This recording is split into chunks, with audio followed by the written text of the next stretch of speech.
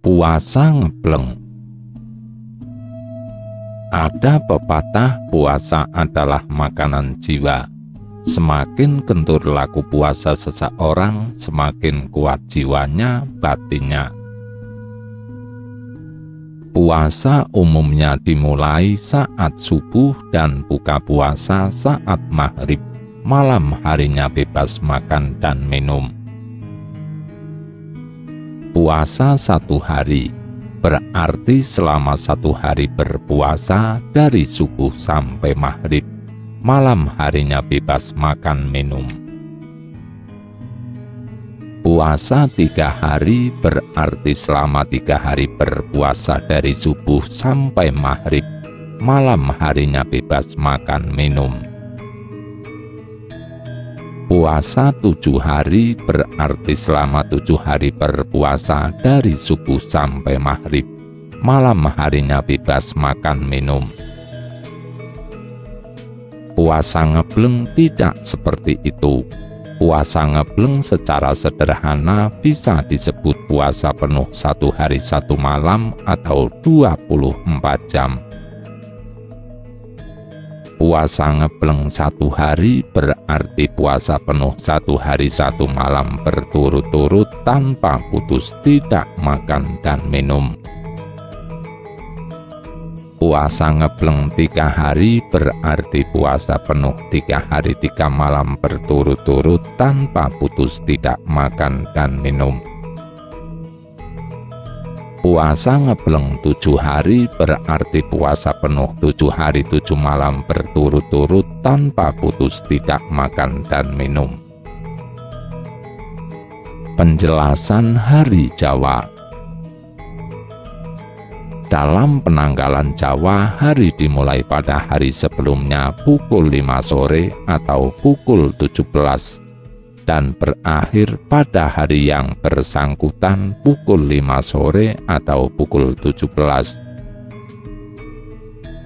Jadi mulainya hari adalah hari sebelumnya pukul 5 sore dan batas akhir suatu hari adalah hari itu pada pukul 5 sore. Berarti hari Senin dimulai pada hari sebelumnya, yaitu hari Minggu pukul 5 sore dan berakhir pada hari Senin tersebut pukul 5 sore. Hari Senin itu pada pukul 6 sore atau maghrib sudah terhitung sebagai hari Selasa, karena sudah melewati batas akhir hari Senin pukul 5 sore. Puasa ngebleng secara sederhana bisa disebut puasa penuh 1 hari 1 malam atau 24 jam. Dijalankan berdasarkan hitungan hari Jawa. Puasa ngebleng selalu dimulai pada awal hari Jawa, yaitu pada pukul 5 sore. Misalnya niat puasanya pada hari Senin. 1 puasa ngebleng sehari, maka puasanya dimulai pada hari sebelumnya, yaitu hari Minggu pukul 5 sore dan berakhir pada hari Senin tersebut pukul 5 sore. 2 puasa ngebleng 3 hari, artinya puasa dijalankan selama 3 hari Jawa terus-menerus tanpa putus, yaitu puasa pada hari Senin itu sampai hari Rabu terus-menerus tanpa putus. Hari Senin dimulai pada hari sebelumnya, yaitu hari Minggu pukul 5 sore. Hari Rabu berakhir pada pukul 5 sore hari. Jadi puasa ngebleng 3 hari itu dimulai pada hari Minggu pukul 5 sore dan berakhir pada hari Rabu pukul 5 sore. Puasanya terus-menerus tanpa putus siang dan malam. Berbuka puasanya hari Rabu pukul 5 sore. Bisa juga puasa ngebleng dilakukan secara spontan. Misalnya hari ini adalah hari Senin, terbersit pikiran bahwa hari ini ingin puasa ngebleng. Karena puasanya didasarkan pada hitungan hari Jawa, maka puasanya harus dimulai pada awal hari, yaitu pada pukul 5 sore sebagai berikut. 1. Berpuasa ngebleng sehari, maka puasanya dimulai pada sore hari Senin itu pukul 17 dan berakhir pada keesokan harinya pukul 17. 2. Atau ingin puasa ngebleng 3 hari, maka puasanya dijalankan selama 3 hari Jawa terus-menerus tanpa putus. Misalnya hari ini adalah hari Senin. Dalam hitungan hari Jawa, hari Senin itu pukul 17 berarti mulai masuk ke hari Selasa. Berarti hitungan 3 hari puasanya itu adalah hari Selasa, Rabu, dan Kamis. Hari Selasa dimulai pada hari Senin itu pukul 17. Hari Kamis berakhir pada pukul 17 sore hari. Jadi puasa ngebleng 3 hari itu dimulai pada hari Senin pukul 17 dan berakhir pada hari Kamis pukul 17. Puasanya terus-menerus tanpa putus siang dan malam. Berbuka puasanya hari Kamis pukul 17. Tata aturan menjalankan puasa ngebleng sama dengan menjalankan puasa weton. Bedanya hanya pada hitungan hari puasanya saja, yaitu hari puasanya bisa kapan saja, bisa hari apa saja sesuai tujuan niat menjalankannya, tidak harus pada hari weton kelahiran. Mengenai tata aturan menjalankannya, silahkan dibaca juga penjelasannya pada ulasan puasa weton di bagian bawah. Puasa ngebleng adalah salah satu bentuk laku prihatin berdasarkan ajaran kebatinan Jawa. Karena itu puasa ngebleng harus dijalankan dengan sugesti kebatinan, harus dijalankan dengan sikap hati berlaku prihatin, tidak bersenang-senang, tidak menonton hiburan, tidak mendatangi tempat-tempat keramaian, tidak masuk ke dalam situasi dan kondisi yang membuatnya lupa bahwa ia sedang berlaku prihatin dan banyak berdoa menghadap ke timur, dengan kesatuan hati difokuskan kepada Tuhan di atas sana. Dalam menjalankan puasa ngebleng, orang tetap dibolehkan melakukan aktivitas yang lain. Hanya saja jangan sampai orangnya lupa bahwa ia sedang berlaku prihatin.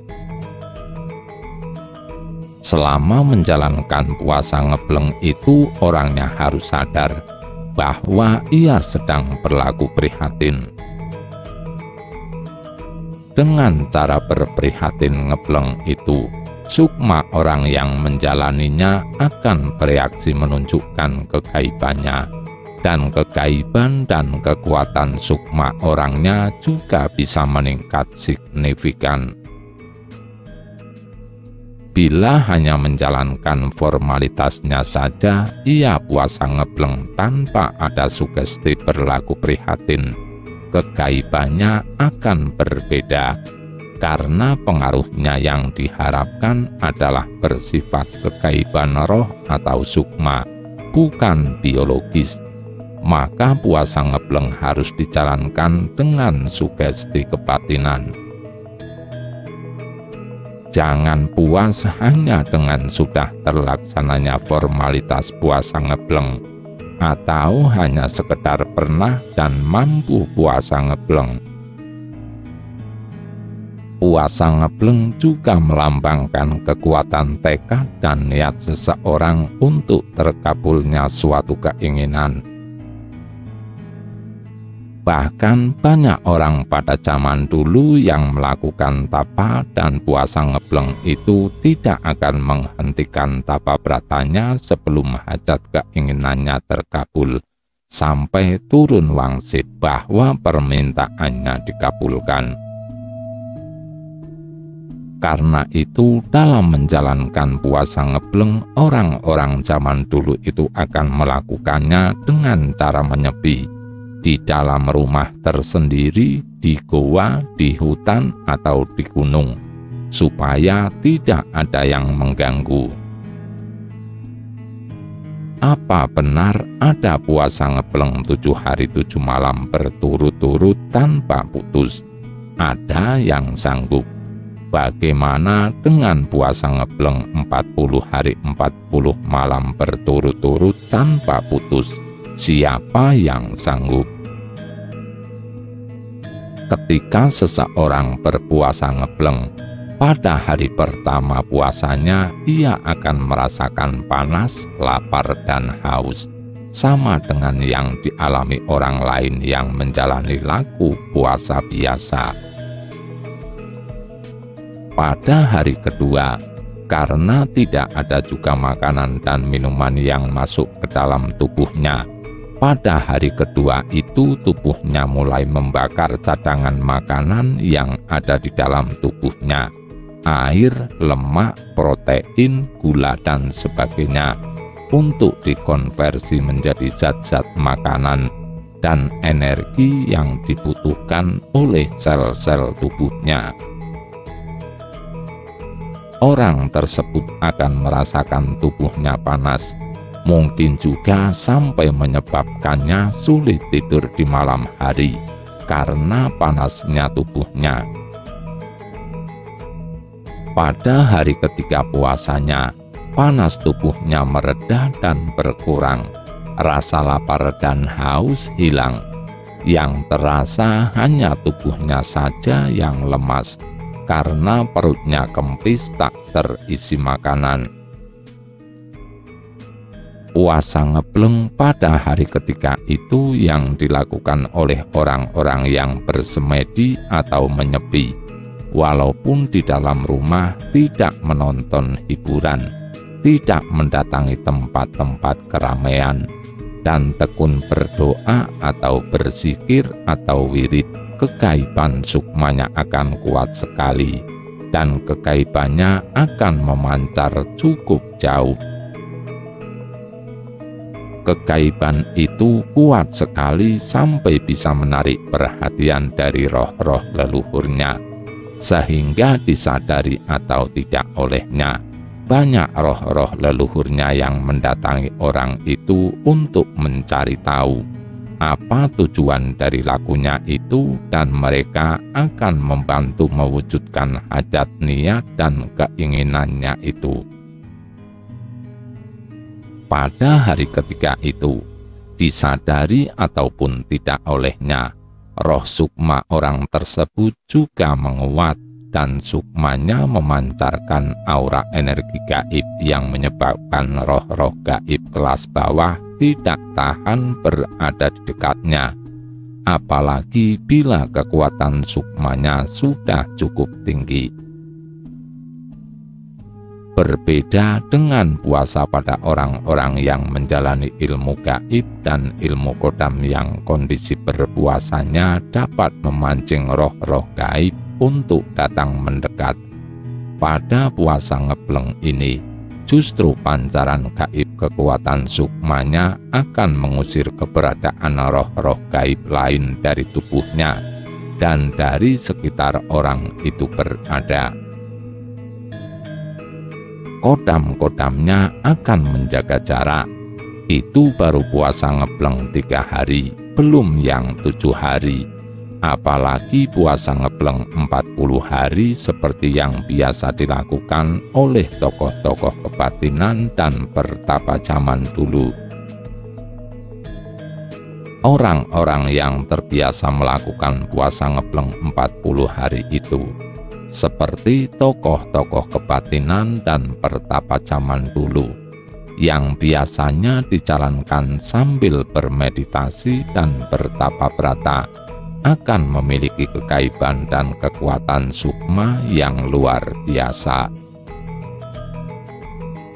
yang bahkan pancaran energi kekuatan sukmanya menyebabkan roh-roh gaib kelas atas setingkat dewa dan buta pun tidak tahan berada di dekatnya dan tidak akan berani datang mendekat untuk maksud menyerang. Mereka juga kebal terhadap sihir dan santet. Pancaran gaib kekuatan sukma orang-orang itu saat sedang menjalankan laku puasa 40 hari dan tapa bratanya sangat menghebohkan alam gaib. Di pewayangan pun diceritakan, ketika ada seseorang yang gentur dalam laku puasa, tapa brata dan semedinya, kondisinya menyebabkan kahyangan panas dan goncang, menyebabkan para dewa kepanasan tidak tahan, sampai-sampai para dewa mengutus orang lain atau bidadari untuk menghentikan atau menggagalkan tapa brata orang tersebut, dan mereka akan memberikan apa saja yang diinginkan orang itu, asal mau menghentikan tapanya. Kekuatan dan kegaiban sukma orang-orang itu luar biasa sekali, sehingga pada zaman dulu banyak tokoh-tokoh kebatinan dan pertapa yang bukan hanya linuwih dan waskita dan mumpuni dalam ilmu kesaktian kanuragan,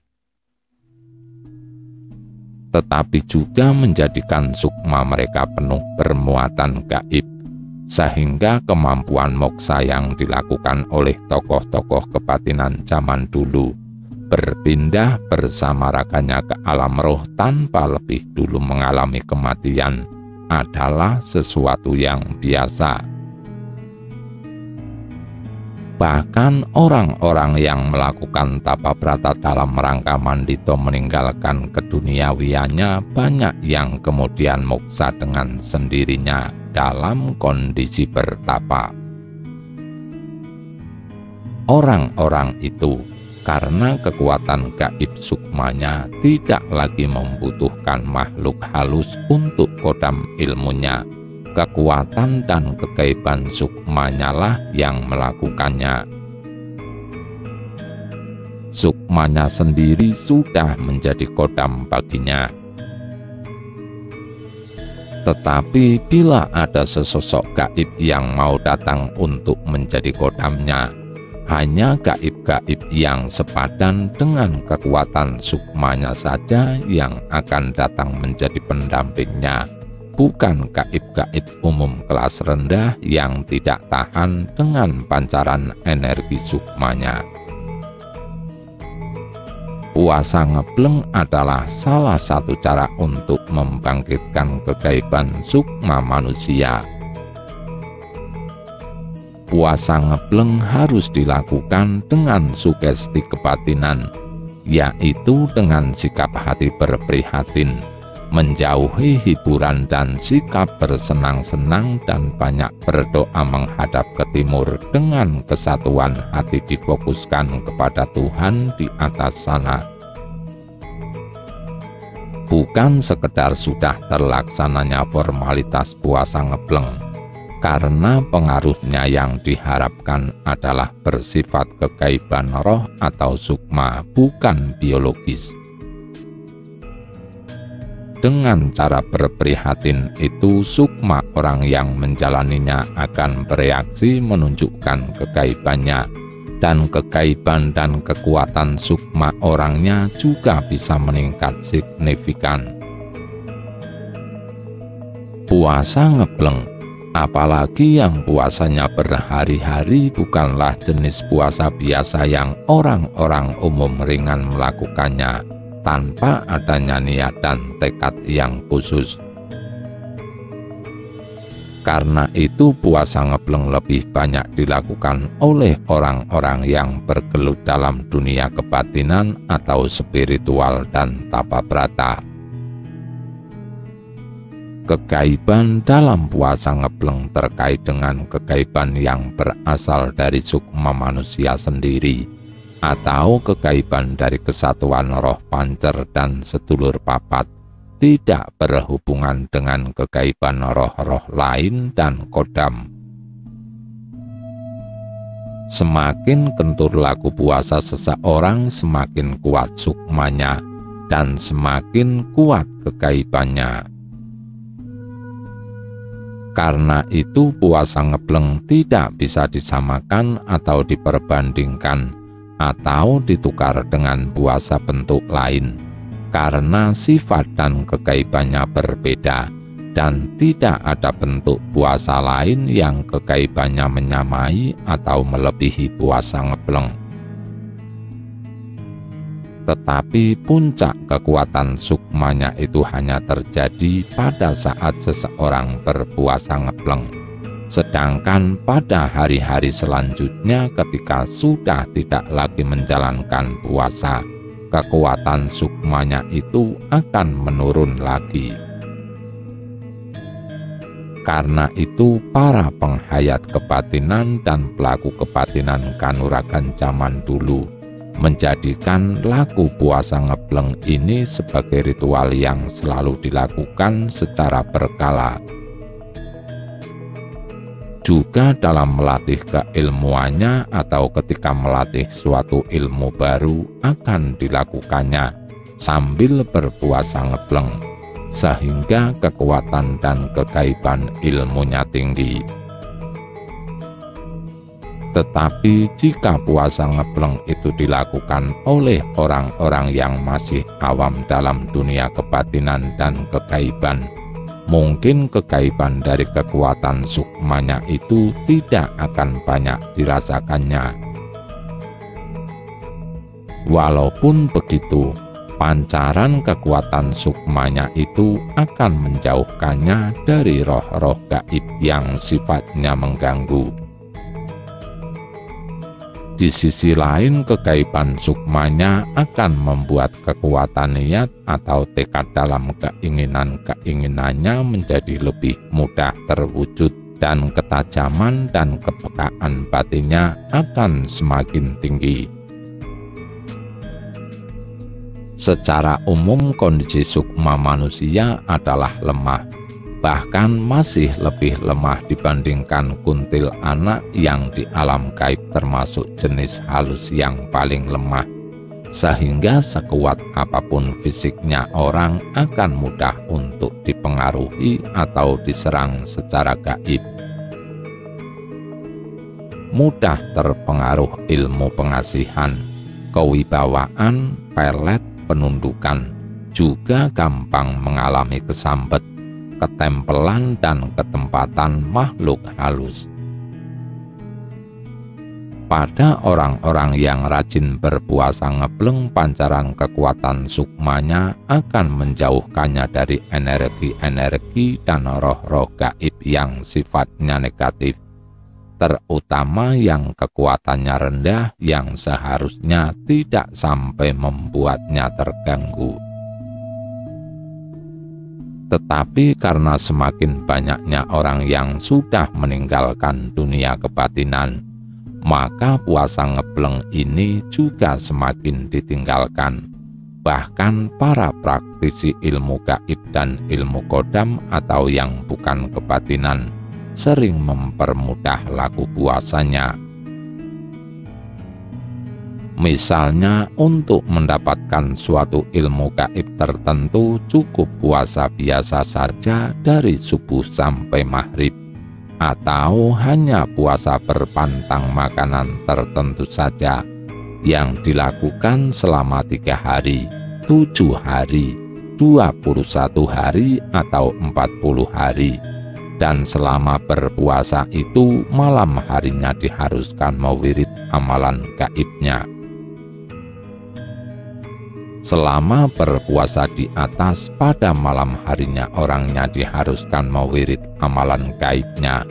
Tujuannya adalah sebagai usaha melatih memperkuat kemampuan seseorang dalam mensugesti ilmu gaib. Dengan berhari-hari mewirid suatu amalan gaib, Diharapkan kemampuan seseorang dalam mensugesti ilmu gaibnya akan kuat dan akan hafal mantranya di luar kepala. Pada orang-orang itu selama berpuasa dan berzikir atau wirid, tubuhnya akan memancarkan energi tertentu dan pikirannya akan memancarkan gelombang pikiran tertentu. Pancaran energi tubuh dan gelombang pikiran inilah yang sering mengundang datangnya sesosok makhluk halus tertentu kepada manusia, yang kemudian masuk ke dalam badan atau ke dalam kepalanya, atau ke tempatan makhluk halus, atau si makhluk halus memposisikan diri di sampingnya menjadi kodam ilmu gaibnya, menjadi sumber kekuatan gaibnya, sehingga walaupun kemudian orangnya sudah tidak lagi rajin berpuasa dan tidak lagi rajin mewirid amalan ilmunya, selama kodamnya bersamanya, kapan saja ilmunya itu diamalkan tetap akan berfungsi. Jadi bisa juga dikatakan, untuk dengan sengaja mengundang sesosok gaib untuk datang menjadi kodam, maka laku puasanya adalah puasa bentuk ini. Hanya saja kita harus teliti dan waspada mengenai siapa sosok halus yang datang kepada kita itu, karena ada juga kejadian yang orangnya malah menjadi gila atau mengalami gangguan jiwa karena pengisian kodam atau karena adanya unsur pengaktifan kodam. Puasa jenis ini jelas berbeda sekali dengan puasa ngebleng yang ketika seseorang menjalankannya, pancaran energi sukmanya justru menjauhkan makhluk-makhluk halus dari dekatnya. Implisit dalam tulisan di atas, rajinnya orang berpuasa ngebleng yang sukma orangnya akan memancarkan energi yang sifatnya menolak makhluk halus akan berguna bagi orang-orang yang di kepalanya atau badannya ketempatan makhluk halus untuk mengusirnya pergi, supaya makhluk halus tidak betah berdiam di dalam tubuhnya. Berguna juga untuk orang-orang yang sering kesambet atau ketempelan makhluk halus, supaya makhluk halus tidak mendekati dirinya. Tetapi bila makhluk halusnya kekuatannya cukup tinggi, untuk mengusirnya selain perlu sukma orangnya juga berkekuatan tinggi. Puasa ngeblengnya juga bukan hanya yang sehari atau 3 hari saja, atau melakukannya hanya sekali 2 kali saja, mungkin perlu puasa yang lebih keras lagi dari itu. Rahayu Sagung Dumadi. Nuwun, nuwun, nuwun.